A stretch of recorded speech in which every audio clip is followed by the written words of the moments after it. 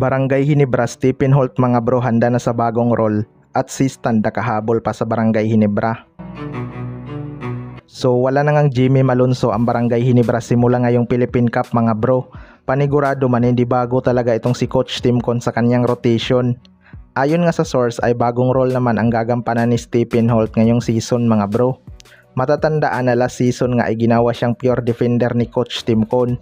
Nagtagumpay naman si Stephen Holt sa kanyang trabaho dahil nalilimit niya talaga ang mga scorer ng kalaban. Kaso pagdating sa opensa, ulats nga ang Barangay Hinebra dahil kulang sila sa scorer mga bro. Hindi nga madalas umi-score itong si Stephen Holt dahil naka-reserve sa depensa ang kanyang energy. Maraming ang umaasa na ibalik ang dating laro ni Stephen Holt mga bro na maging aggressive sa opensa. Marami namang player ng Barangay Hinebra ang kayang dumipinsa ng mga scorer gaya ni Troy Rosario at Scotty Thompson.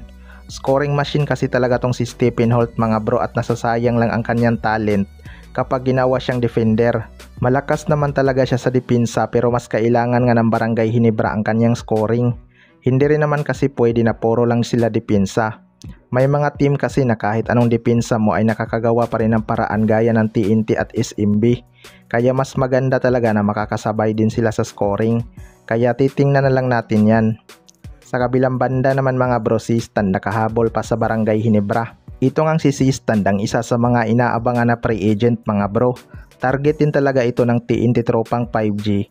Pero hindi nga nila makuha-kuha dahil nasa tira perma G pa ang kanyang rights. Matatandaan na nirelease na nga ng Barangay Hinebra si Paul Garcia sa tira perma Jeep mga bro. May mga nagsasabi nga na ito daw ang kapalit ng rights ni si Stan. Well, para sa akin mga bro, malabo ngang si Paul Garcia ang naging kapalit ni si Stan dahil kailangan pa nga yan ng approval ni Kumi.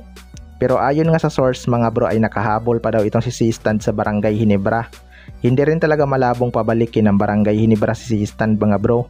Hiling talaga ng mga Hinebra fans na ibalik ito dahil wala nga silang legit big man. Sayang kasi talaga tong si Stan mga bro dahil complete package na big man nga ito. Mabilis tumakbo, masipag kumuha ng rebounds at malagwardya din ang court vision. Wala na ngang big man sa PBA ngayon na katulad ng laro ni Stan mga bro. Kapag kasi nakuha to ng ibang team siguradong magiging malaking addition talaga to, partikular na sa opensa at depensa. Hindi lang ito kilalang shot blocker pero good defender talaga to mga bro.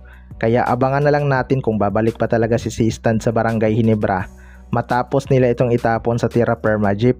Pero kung di siguro dahil kay RJ Barrientos mga bro, baka hindi talaga to bibitawan ng Barangay Hinebra dahil malaking kawalan nga siya dito. Kayo mga bro, ano masasabi nyo tungkol dito?